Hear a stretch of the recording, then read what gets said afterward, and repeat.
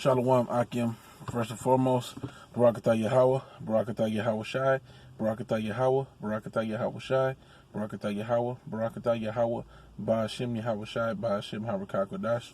Double honors to the apostles and elders at Great Millstone. All right, peace, blessings, and salutations to the hopefully elect. There's the brother Azariah here with the Pittsburgh GMS camp. And you see this little mess, man.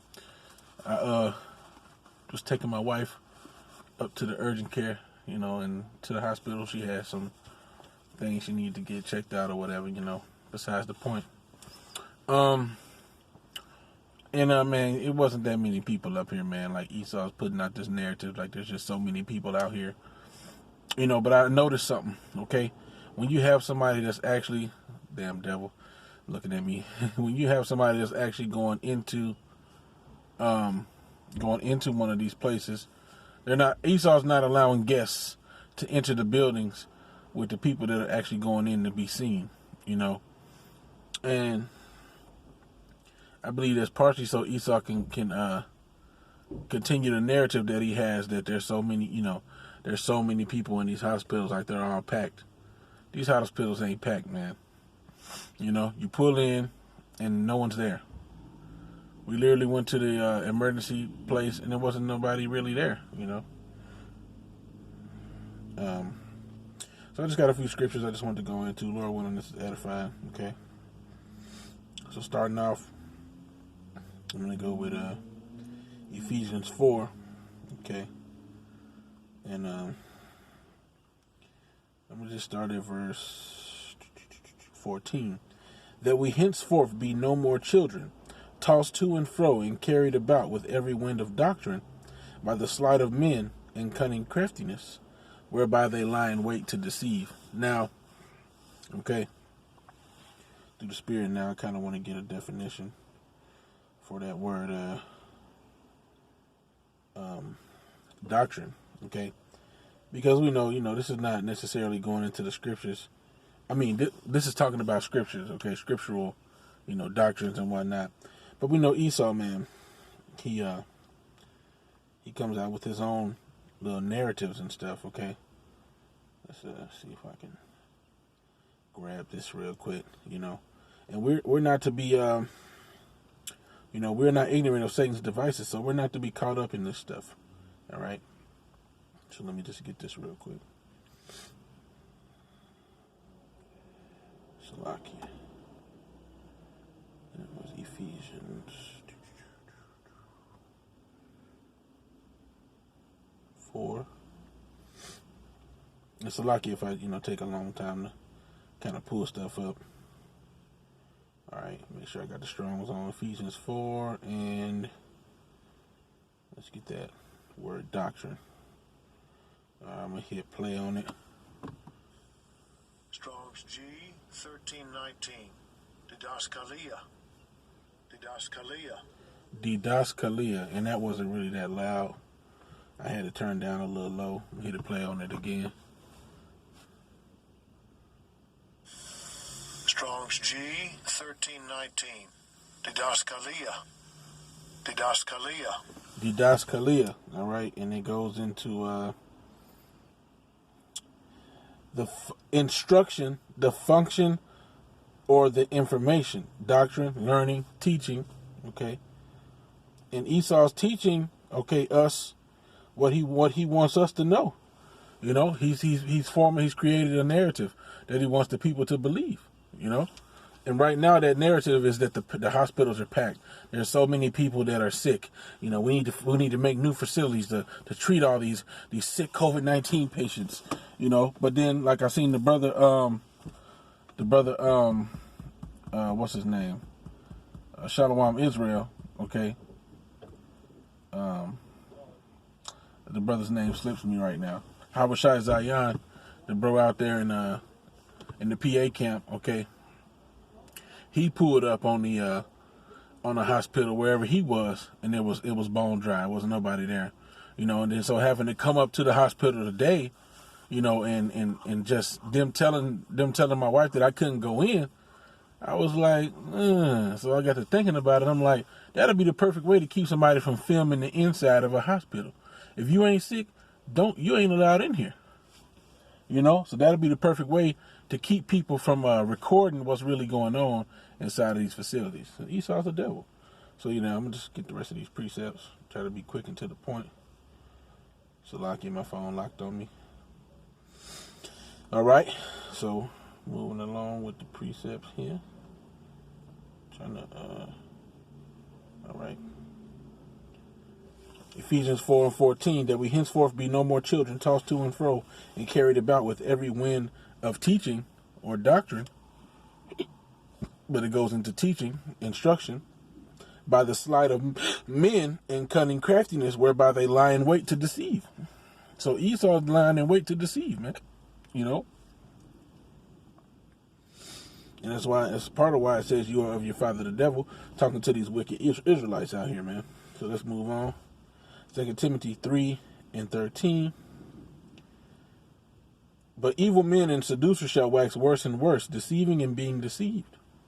But continue thou in the things that thou hast learned and hast been assured of, knowing of whom thou hast learned them. Okay, so we're supposed to continue in the faith. That's what we're supposed to have learned out of everything that we've learned. Faith. Okay, we're supposed to continue therein. Okay, so we're not supposed to let Esau deceive us. All right. So let's move on. Revelation 12:9. I'm going to start at 9. Let me see. Revelation 12:7. And there was war in heaven. Michael and his angels fought against the dragon, and the dragon fought and his angels. Now this Michael and his angels, okay, are the chariots and the actual angels, but the dragon and his angels are going into Esau and his military might. Okay, Esau, Edom, the so-called white man, and his military might. Okay, not some serpent, not some flying serpent in the sky. All right. Okay. And prevailed not. Okay, Michael and his angels fought against the dragon, and the dragon fought and his angels, and prevailed not. Neither was their place found any more in heaven. And the great dragon was cast out, that old serpent called the devil and Satan, which deceiveth the whole world. He was cast out into the earth, and his angels were cast out with him. So yeah, that's Esau's what's the word? That's his profession. That's his expertise, is to be a deceiver of the whole world, man. That's what he does. That's how he rolls. He got the same spirit of the serpent on him.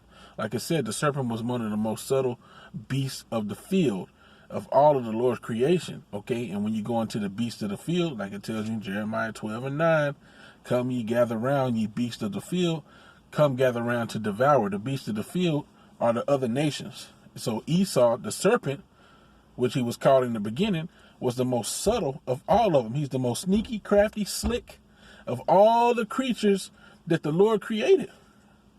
Of all the nations, Esau's the slickest. His words were softer than oil, but yet were they drawn swords. Okay, roughly paraphrasing. All right.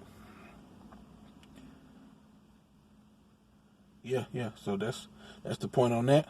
Okay. Try to keep it to the point. Revelation 13 and Revelation 13:11. And I beheld another beast coming up out of the earth, and he had 2 horns like a lamb, and he spake as a dragon. So this beast goes into, America, Babylon the Great. Why do I say that? And why do we say that? Because 2 horns as a lamb, okay? They come peaceable. When they first start, they come out peaceably. Okay, come with the 2 horns as a lamb. They tell you, oh yeah, we got democracy, so that the people can be represented properly. Salakia, let me cut this. My battery go dead, so that the people can be represented properly. You see what I'm saying? But really, at the end of the day, this democracy is a farce, and it ends up going into a dictatorship, because eventually they're taking away the infrastructure to where you're not going to have a choice. Really, you already don't have a choice when it comes down to it. But now they're taking away the infrastructure to where openly you won't have a choice. Okay? And then they already coming out with draconian laws. Why you think I got this on, man? You think I was going to get within 5 feet of that hospital without a mask on? You crazy as hell. And they already making it mandatory where they're going to give you a fine in different places if you don't wear a damn mask, man. So it's cool. We'll put on your little masks or whatever, but we ain't taking no goddamn chip, Lord willing. Okay? All right? Revelation 13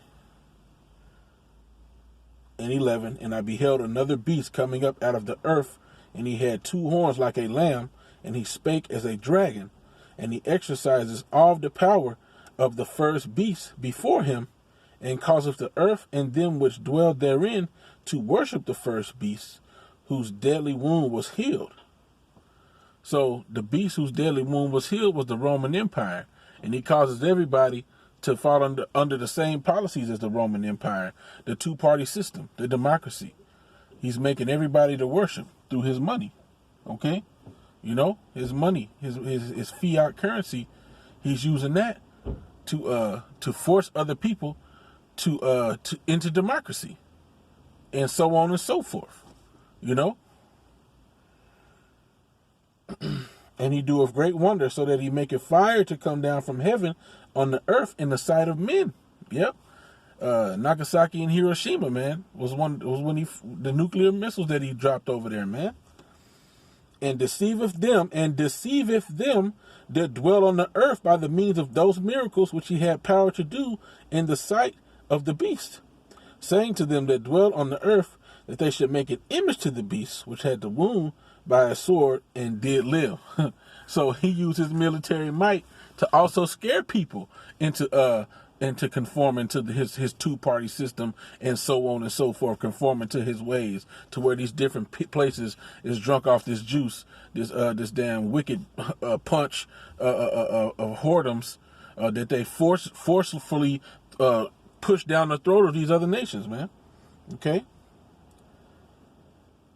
So yeah, you know, he deceived them that dwell on the earth. That's the key point I'm going in on. Is how this Esau, the powers that be, they're deceivers, man.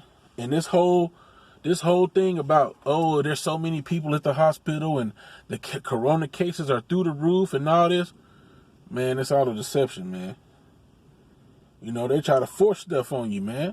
You know, clearly the woman was debriefed on what my wife's symptoms was, but she tried to throw in COVID in there. Fever, fatigue, shortness of breath, did a fever?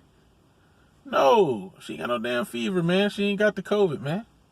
Fever? No, bro. Revelation 19 and let's see here. And 19, and I saw the beast and the kings of the earth and their armies gathered together to make war against him that sat on the horse and against his army, which that's going into Yahushua, man. Right? And the beast was taken, and with him the false prophet, going into the papacy, okay, the Roman Empire, the Pope and them. And the beast was taken, and with him the false prophet that wrought miracles before him, with which he deceived them that had received the mark of the beast, and them that worshipped his image. These were both cast alive into the lake of fire, burning with brimstone, you know. So, you know, and he deceived them, man. You know, he uses his different witchcrafts and stuff to deceive. And a lot of people's on that whole Roman Catholic thing, you know. And also, I mean, look at the key words, Rome, you know.